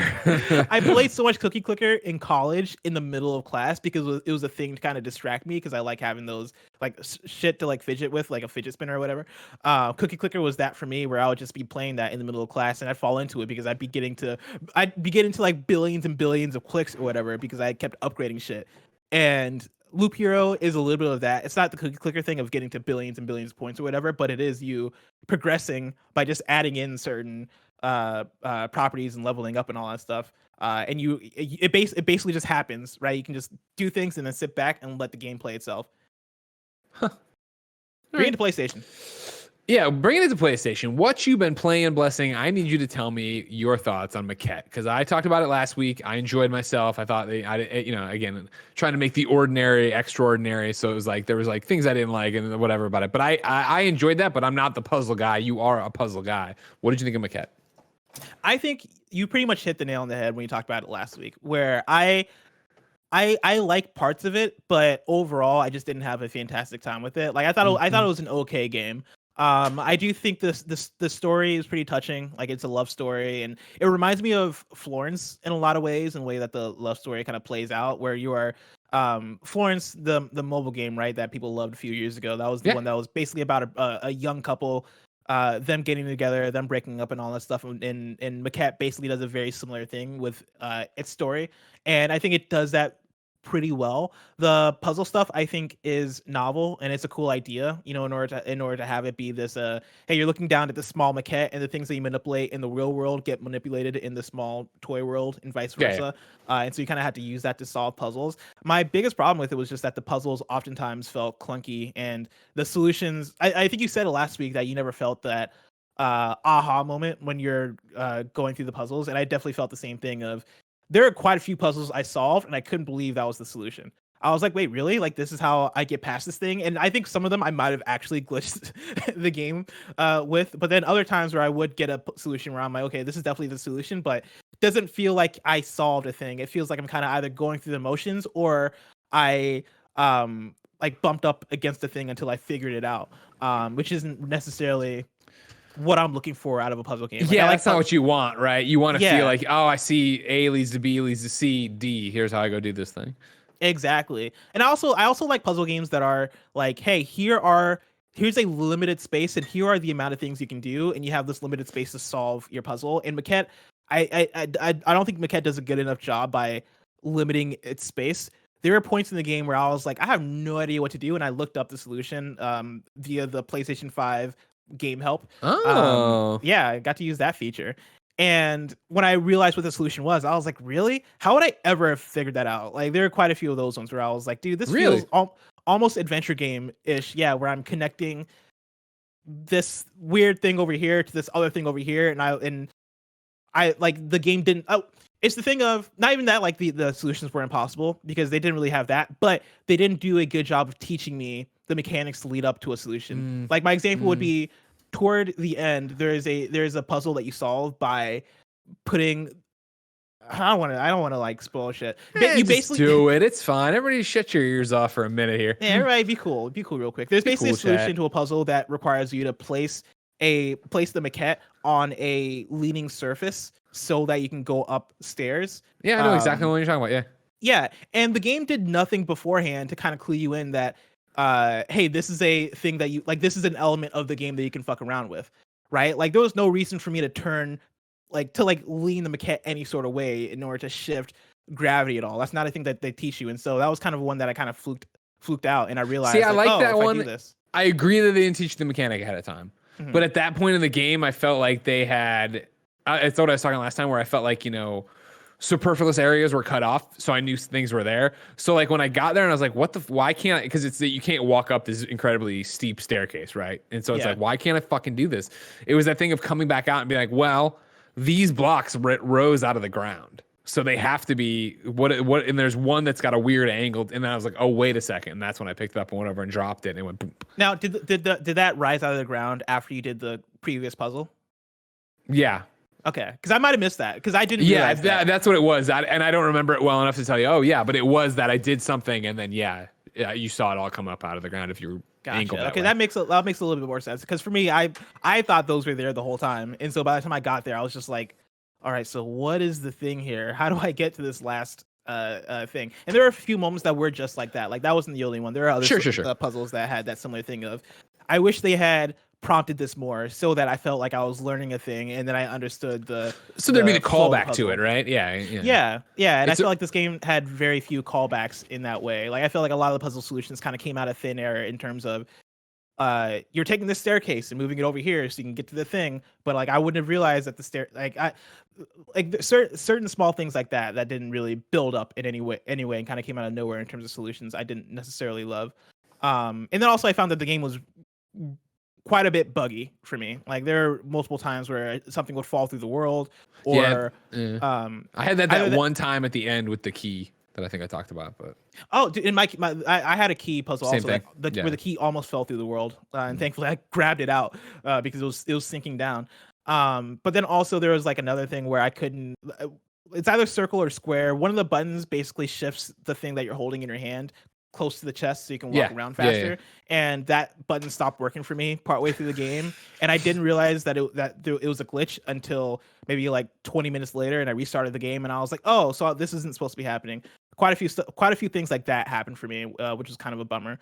But all that said, like, it's fine. It's a fine puzzle game. I think I enjoyed it. It didn't overstay its welcome. You know what I mean? Like I said to you, like usually for me, puzzle games, I get to a puzzle, it's just so hard. I'm like, this sucks. And the fact that I didn't have that here, but also didn't feel like super challenged either. Like that's such a fine line for me to walk, and I'm not the puzzle guy, so who cares? Yeah, and so it's fine. We talked about a few weeks ago, right? Like the whole PlayStation seal of approval and what we want to do with it. And I think I've come down on an idea. I want to run it by you. Oh, here we go, guys. All right. Yeah.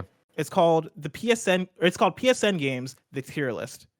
Right, the tiers are platinum, gold, silver, bronze. Okay. This is basically the playoff of the segment we had last year, where it was the PSN games ranked. And the idea behind it here is that this is more of a way for us to do it freely, where we're not playing a PSN game every single week, right? We just rank it when we want to. The bigger games we talk about on Gamescast, so I feel like we don't necessarily need to bring every single game that we play. Tim doesn't give a shit about Maquette. You know what I mean? Exactly. Like Tim doesn't want to do the Maquette content. But Coward. For the PSN games that we end up playing as a way to do our seal of approval, as a fun way, we tier it into a list.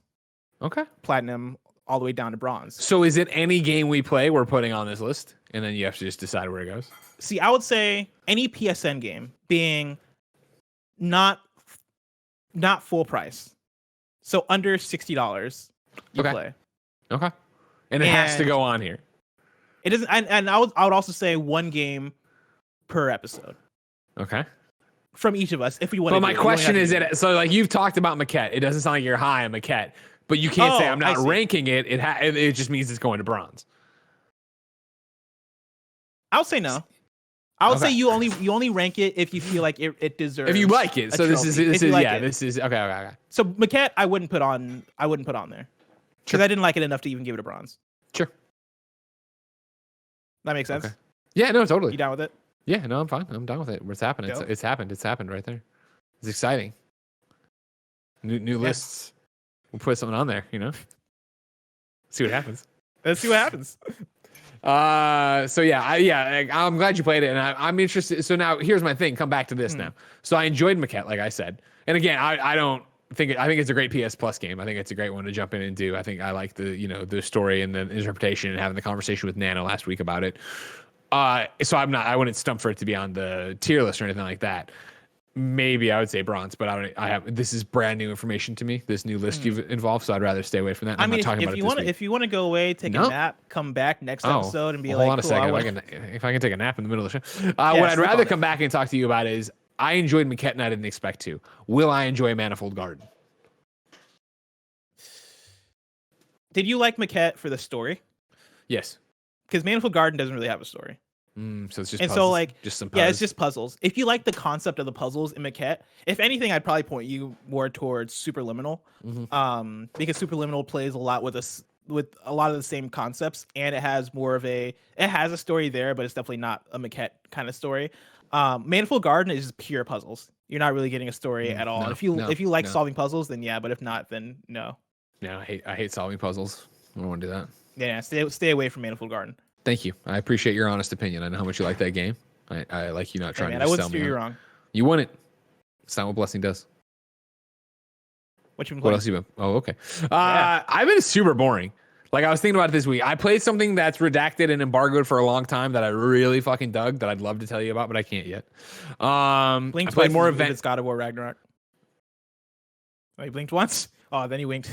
So what does it mean? Nobody knows what it means. I played more Avengers because they're doing that really stupid XP thing, and I wanted to make sure I got Kate Bishop to 50 before they try to make it longer. And then also I'm working on an episode of The Blessing Show about Avengers, and I needed to capture a bunch of footage for Roger, so I did all that. But I've talked Avengers ear off. I played Fortnite again yesterday. Again, how many times can I say how great Fortnite is? It was one of those that Poe hit me up, and he's like, I usually play Fortnite when I'm not playing with you guys with Poe's son, Jack.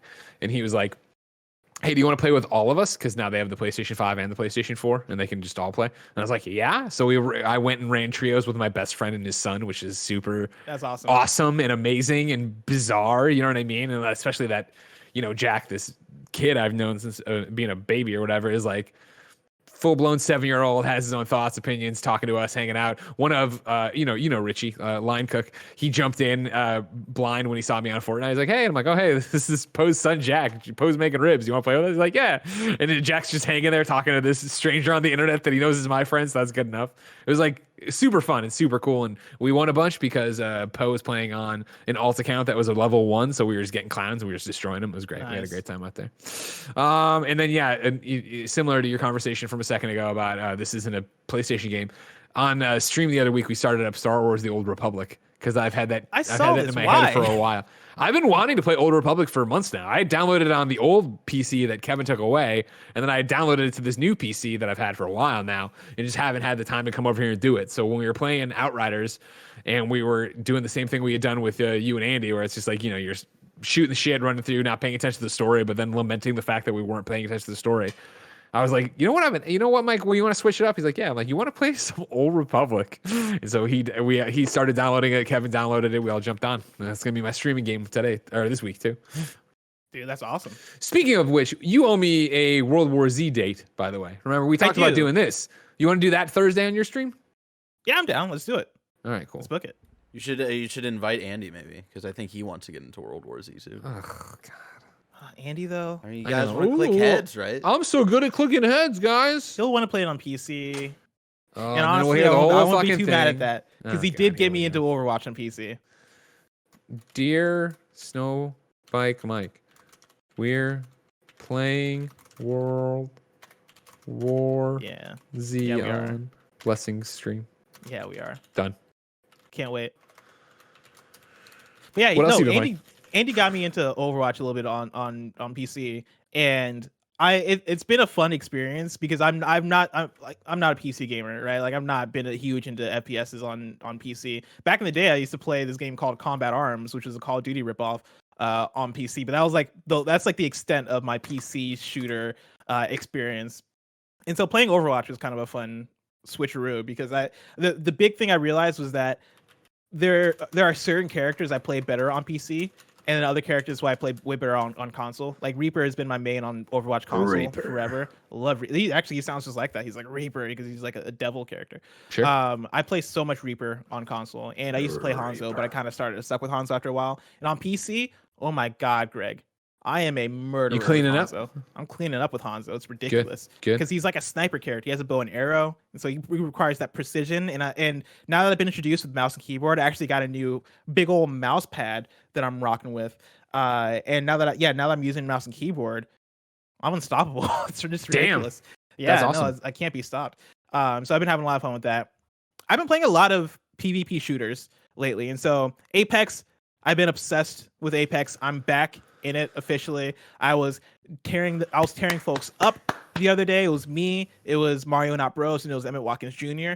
And it's been Khalif jumped in too. We were having a great old time in that.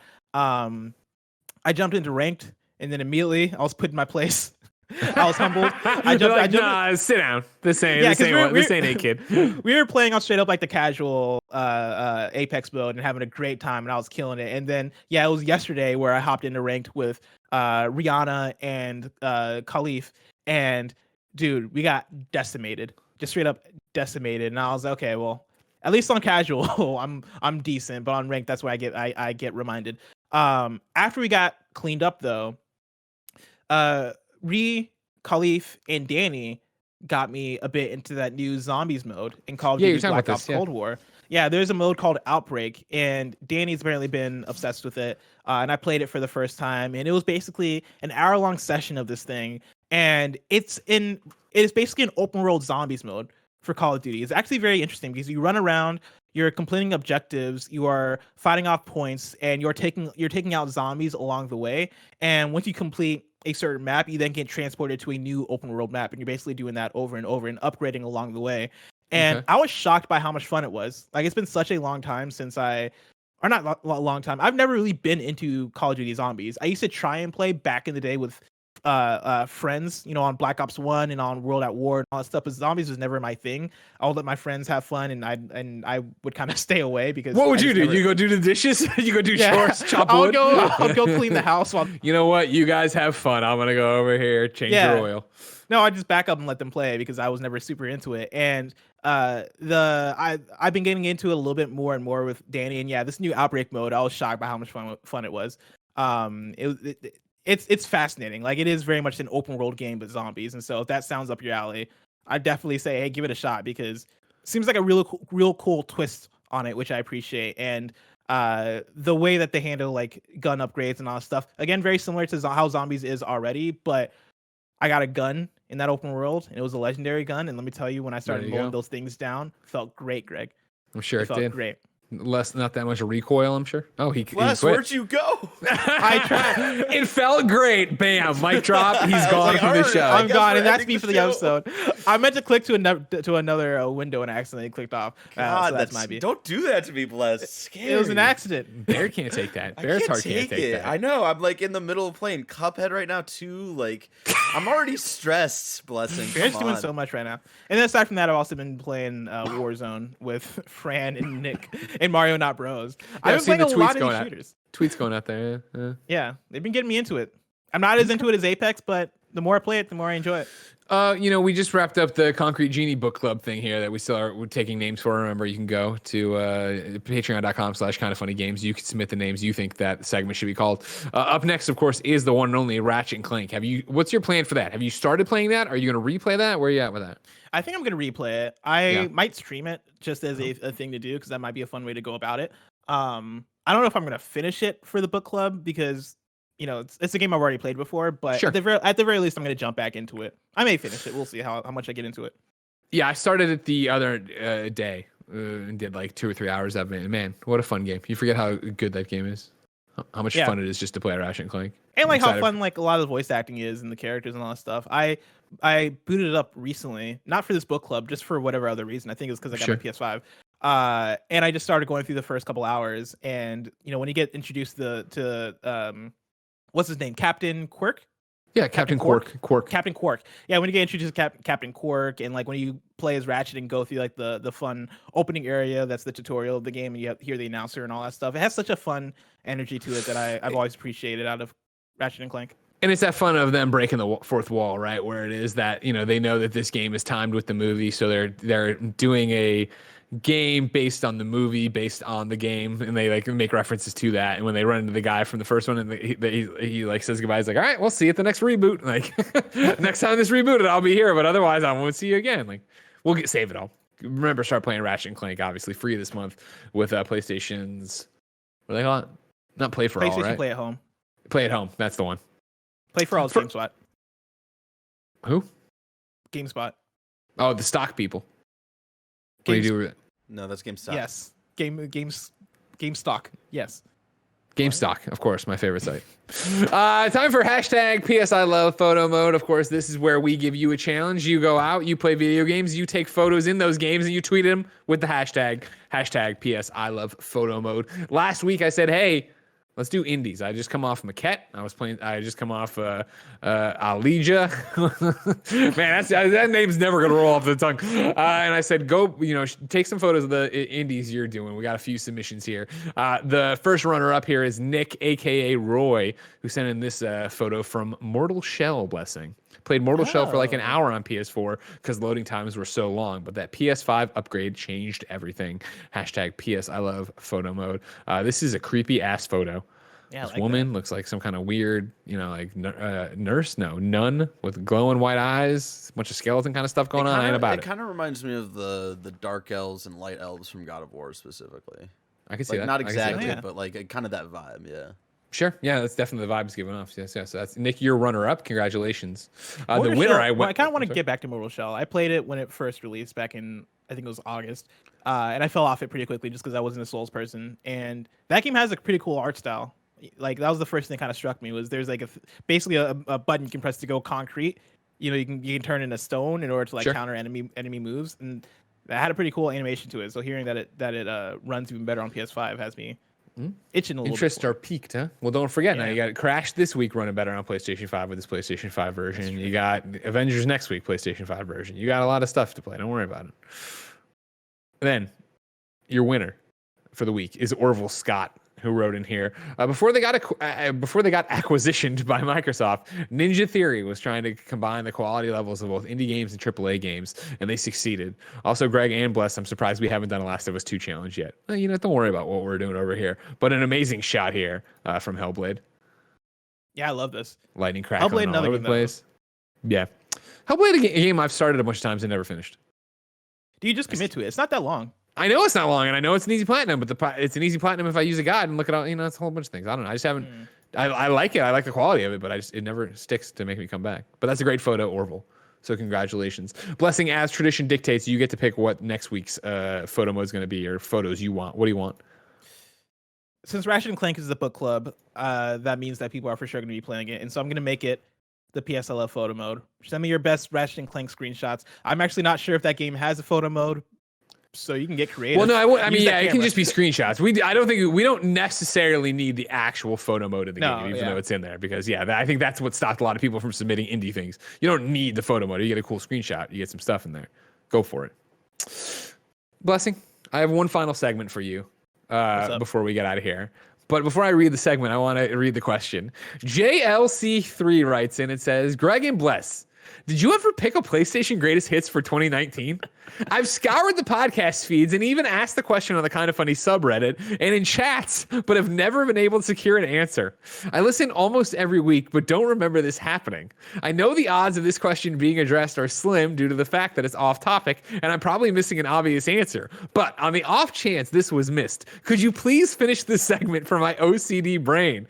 Thank you for all that you do and to entertain you, all the entertainment you provide for PlayStation fans each and every week. JLC3. JLC3, thank you. Thank you. Here's the way it went, is that, as you know, you may not know, Blessing and I build the PS I Love You doc each and every week. We put a whole bunch of stuff in there, and then inevitably as we get going and something takes off, I delete something, I move something, I put something on the bench, I've moved things around this episode and removed them from the run of show. And so PlayStation Greatest Hits, which if you don't remember was when we brought the show back in 2020, we said it would be 10 episodes where we'd have a segment talking about our PlayStation Game of the Year each year for the past decade to then make the greatest hits of the past decade. It was one that we did, and obviously we said 10 episodes. This is episode 60. We did it consistently for a while, but then as we started getting longer in the tooth on episodes, it would keep getting pushed.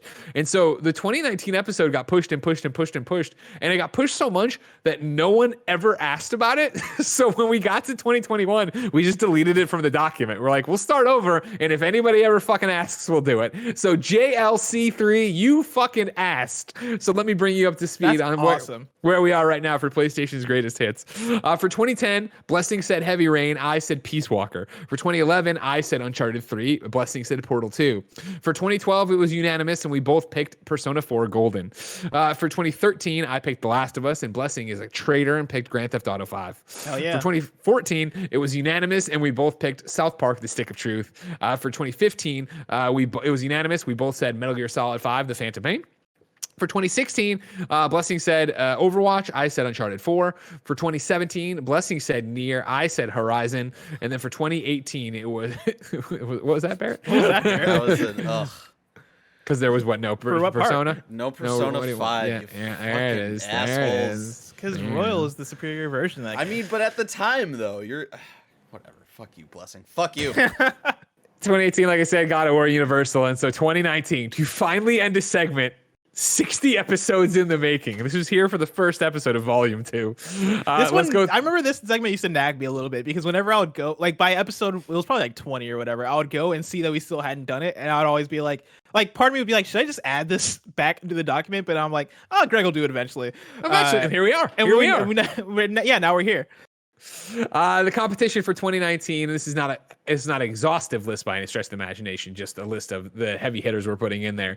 It goes like this: Death Stranding, Concrete Genie, Blood and Truth, Control, Sekiro, Shadows Die Twice, Apex Legends, Resident Evil 2, The Outer Worlds, Star Wars Jedi Fallen Order, Devil May Cry 5, Kingdom Hearts 3, Mortal Kombat 11, Borderlands 3, and Untitled Goose Game. Blessing. What is your pick? This is funny because if you asked me this question about 2 months ago, yeah, I would have said decisively the answer is Apex Legends. Because Apex Legends, I remember at the time being blown away by it at launch. My kind of barometer for why I put it as my game of the year that year was the fact that out of any genre, it was the one that I felt had pushed its own genre the most. In terms of what it did for battle royale and first-person shooters, the ping system, its map design, the bringing in the character classes into battle royale, all that stuff I felt were super well done. The sliding, locomotion, all that stuff in Apex Legends I felt was so forward-looking and so good, and I still love Apex Legends, but a couple months ago, I guess about a month and a half ago, I played this game called Sekiro Shadows Die Twice, Greg, and it rocked my world. And it's my pick. It's my pick. It's my game of the year for 2019. Sekiro Shadows Die Twice. I still think about that game daily. It is so good, and I'm gonna go back and play it more this week because I just want to get that combat back in my hands. Those counters, those enemies, those boss fights, so good. For me, I'm sure shocking no one since we would have caught up to reality in 2020 if we would have done this by episode 10. I'm picking Star Wars Jedi Fallen Order, of course, kind of funny's game of the year for 2019. What a blast that was. And I enjoyed that game so much and I can't wait for more of it. And it's funny you talk about it's a game you think about often or all the time. I think about Fallen Order often of just like how cool Cal was, how much I enjoyed that story, how much I enjoyed customizing the lightsabers. I wish there was more outfits, stuff like that. But and the ending, man, what a great game. Yeah. Similar games these are. You're very similar. No, I remember, at EA Play, when I hosted EA Play at E3 that year, when we were doing rehearsals, I was talking to Stig, obviously, who worked on Star Wars Jedi Fallen Order. And we're shooting the shit. And I was like, so what are you playing? He's like, man, I keep trying to play Sekiro. And he's like, it's just difficult because our control scheme is so much like theirs, but timings are a little bit different. And so he's like, I just keep getting my ass handed to me because I go to work all day and work on our game and then come home and try to play it and trying to switch those gears to just get over to the other side are difficult. Do you think you're ever going to come around and play Sekiro? No. Fair. It's one. Why should I play Sekiro? Because the gameplay is perfect. Yeah. Yeah, it's such a fun game to play. I mean, I would say the story is way more straightforward than Bloodborne's story. I think there's more there in Sekiro for Greg Miller to get into than Bloodborne, because Bloodborne is very much like this artsy, hey, you're gonna fall in love with it. Like if you play Bloodborne and you like Bloodborne, you're probably gonna be obsessed with it. As opposed to Sekiro, I feel like it's just way more straightforward in terms of, hey, here's a story that's easier to follow. There's exploration that is a little bit more standard than I think Bloodborne's is. And the combat is just so addicting. It is so good. Like I think you'd appreciate the combat in the game, even though it is fairly difficult. Yeah. I don't know. It's like, I don't know. There's nothing about it that screams like I would really enjoy it. Mm-hmm.